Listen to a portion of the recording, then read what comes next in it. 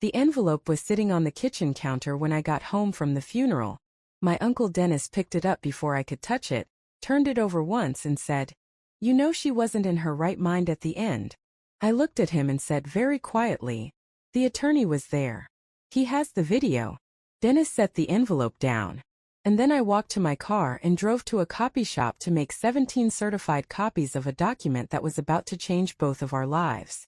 If you've ever watched someone you love get slowly pushed out of what was rightfully theirs, I want you to stay with me until the very end of this story. Drop a comment below and tell me what city you're watching from. I genuinely want to see how far this has reached. And if you know someone who needed to hear something like this, please share it before you go. My name is Marisol. I was 34 years old when my grandmother, Elsa, passed away in the spring of 2021. I was the one who drove her to dialysis 3 times a week for 2 years. I was the one who knew which nurse was kind and which one was in a hurry. And when the will was read, I was the one my uncle decided to destroy. The reading happened at a conference table on a Thursday afternoon in late April. The attorney, Mr. Caldwell, had asked us all to be present, me, my Uncle Dennis, his wife Patricia, and my Aunt Rosa, who had driven in from Tucson and sat in the corner looking like she already knew something the rest of us didn't. Mr. Caldwell read through the standard language first, the language that meant nothing, and then he read the part that meant everything. Elsa had left her home, a 3-bedroom house in Riverside, California, appraised at $387,000, entirely to me. There was a pause that lasted maybe 4 seconds. I counted. Then Dennis said, "That's not right." He didn't raise his voice.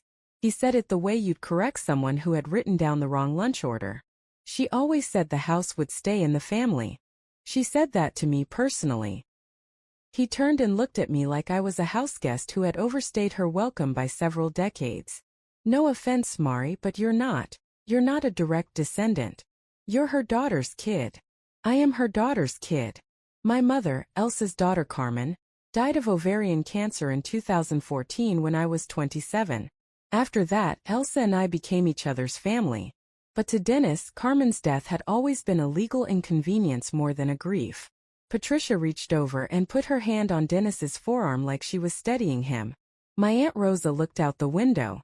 Mr. Caldwell cleared his throat and continued reading. The will included a no-contest clause, which meant that any beneficiary who challenged it would be automatically disinherited of anything they might otherwise be owed from the estate. Dennis, as the son, had been left $18,000 in a small savings account and a 1994 Ford pickup that had been sitting in Elsa's driveway for 3 years without moving. He looked at the number. He looked at the house figure. And I watched something shift behind his eyes. Not grief, not even real anger. Just math. "We'll be contesting this," he said. That was the last thing he said to me directly for 4 months. I drove home in silence. I sat in my apartment and I looked at the ceiling for a long time. And then I made a decision that would change everything. To understand why Dennis felt so entitled to that house, I have to tell you about the 8 years before my grandmother died. When my mother was first diagnosed in 2012, I was 25 and working as a dental office manager in Pomona. I had a small apartment, a reliable car, and a life that was modest but mine. When Carmen got sick, I started spending more time at Elsa's house. First weekends, then whole weeks, then eventually I sublet my apartment and moved into the guest room so I could help full-time. Dennis, who lived 40 minutes away in Rancho Cucamonga with a 4-bedroom home and a good salary in commercial real estate, visited maybe 6 times in those 2 years. He brought flowers once. He cried at the funeral and gave a beautiful speech. After Carmen died, I stayed. Elsa was 78, newly a widow.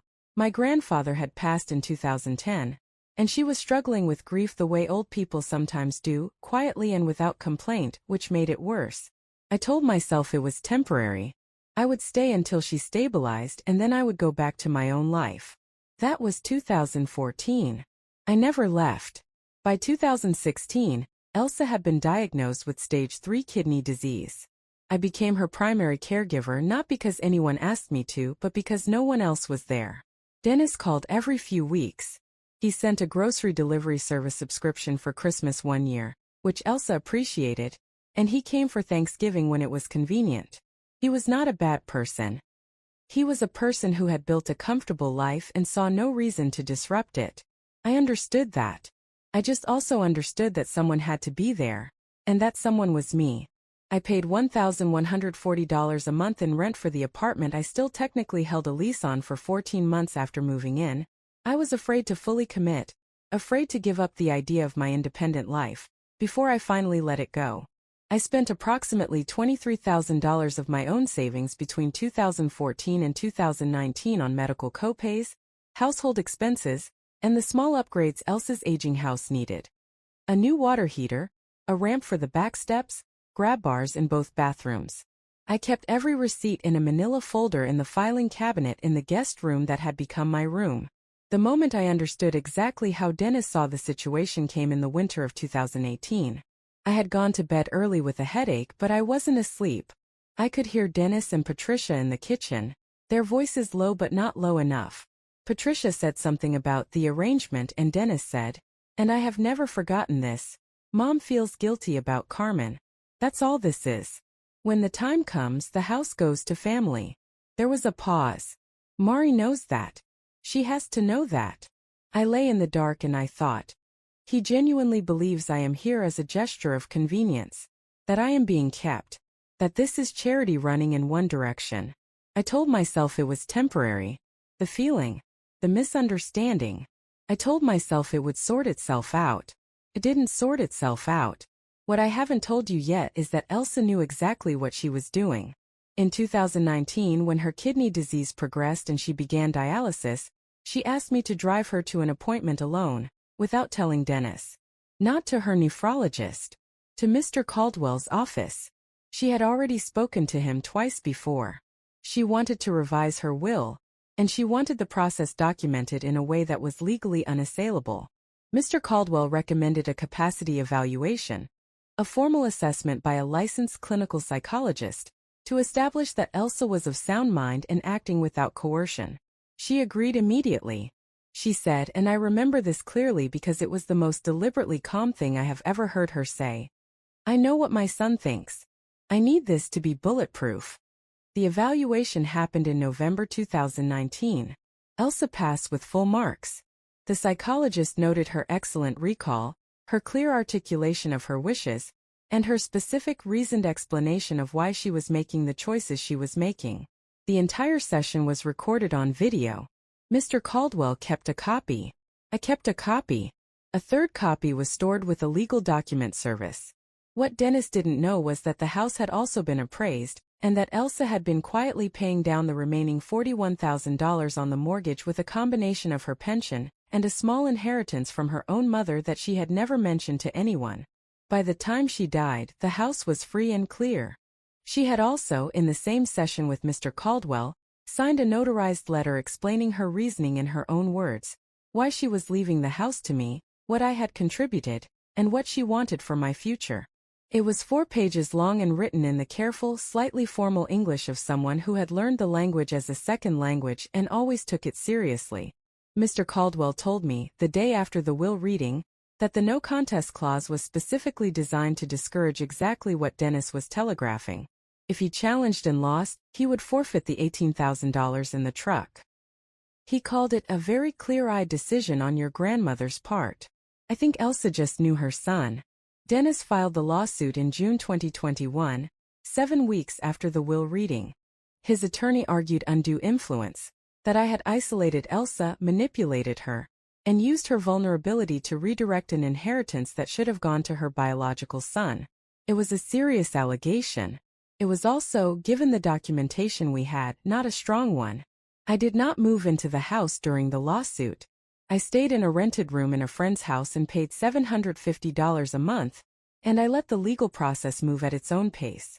Mr. Caldwell had referred me to a probate litigation attorney named Sandra Okafor, who was precise and calm and whose fees were $4,800 for the case, manageable, given what was at stake.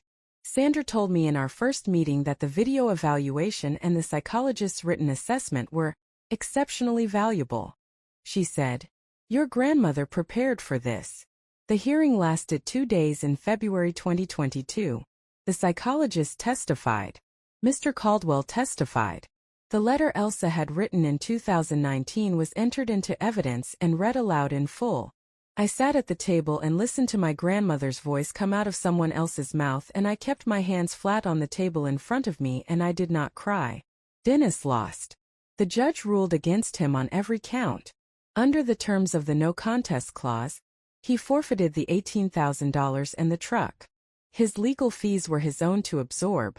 The house became mine legally and completely on March 8, 2022. I drove there after the ruling. I unlocked the front door with the key I had carried on my keychain for 8 years. I stood in the entryway and I looked at the hallway leading to the kitchen, the same hallway I had walked down 10,000 times carrying medication and cups of tea, and once, in a bad winter, a portable heater at 2 in the morning. I stood there for a while. The house was quiet. The light through the kitchen window was the same pale afternoon gold it had always been. I closed the door behind me. The first voicemail from Dennis came 3 hours after the ruling. His voice was tight, controlled, the voice of someone who had decided to be reasonable. "Marisol, I think we need to talk. I think this whole thing got out of hand, and I think there's a way we can resolve this like adults." There were 4 more voicemails that week. They escalated in the way voicemails escalate when no one calls back. By the second week, the texts started. First reasonable ones, "Can we meet for coffee? I just want to talk," and then less reasonable ones. He told me I had taken advantage of his mother. He told me the house was supposed to stay in the family, as though I had somehow failed to become family over the course of 8 years. He told me that Carmen would have wanted this to go differently, which was the one that landed hardest, not because it was true but because he knew it was the most likely to get through my defenses. I did not respond to any of them. Not because I was being cruel, because Sandra had advised me not to, and because I had genuinely, by that point, made peace with not being understood by him.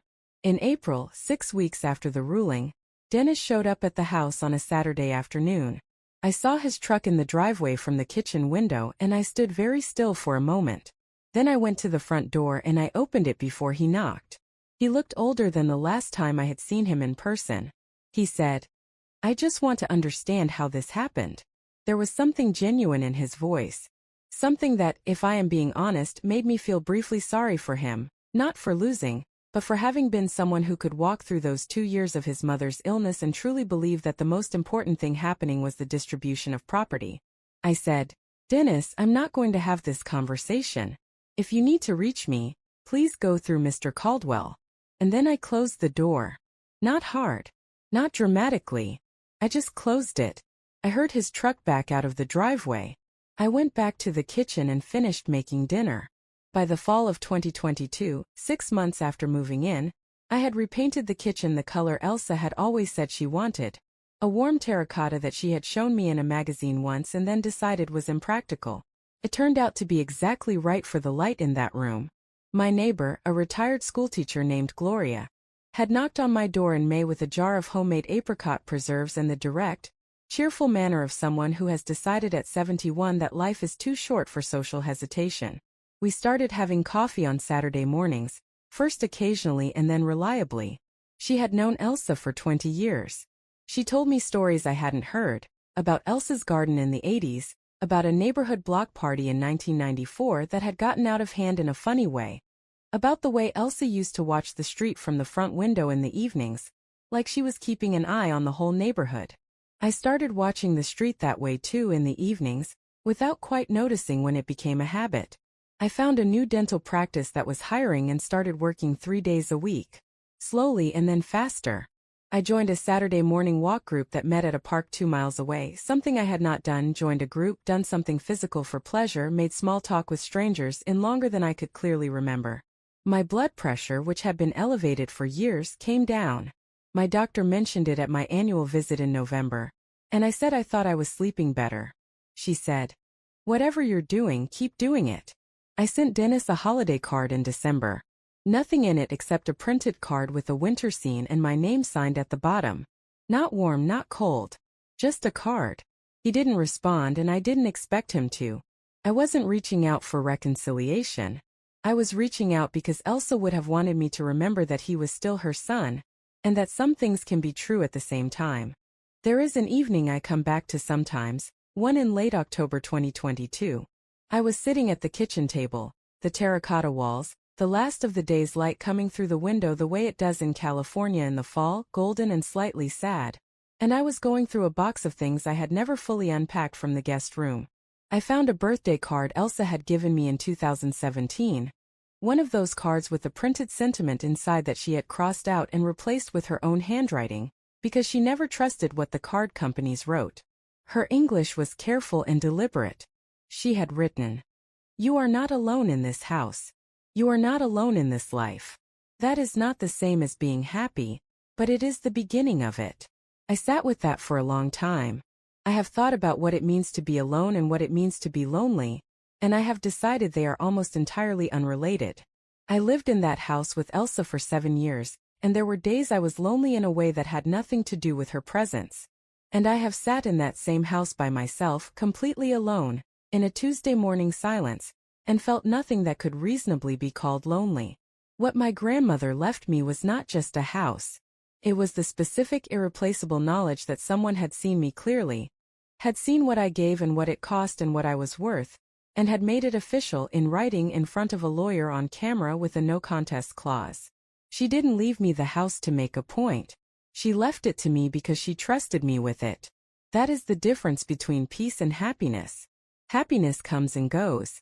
Peace is something you build quietly while other people are busy making other plans. I turned off the kitchen light and went to bed.